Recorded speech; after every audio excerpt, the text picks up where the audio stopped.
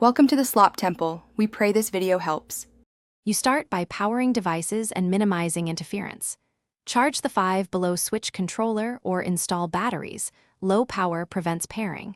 Turn on the console and check firmware. Updates fix handshake issues. Once done, clear nearby Bluetooth devices or move them away to avoid conflicts.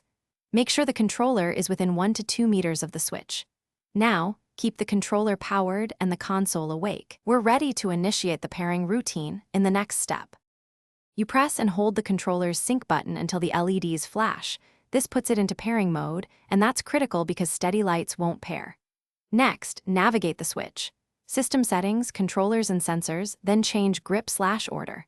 The console begins scanning. You should see the controller icon appear on screen. Once the switch detects the controller, LEDs will stabilize to show a player number. If detection is slow, move closer and repeat the sync. Do not restart the console yet. You accept the controller assignment so it registers to a player slot, and then immediately test all buttons and sticks from the home menu to confirm response. If analog drift appears, calibrate in system settings to correct axes and dead zones. Calibration resolves many subtle issues. If pairing fails, try the troubleshooting step.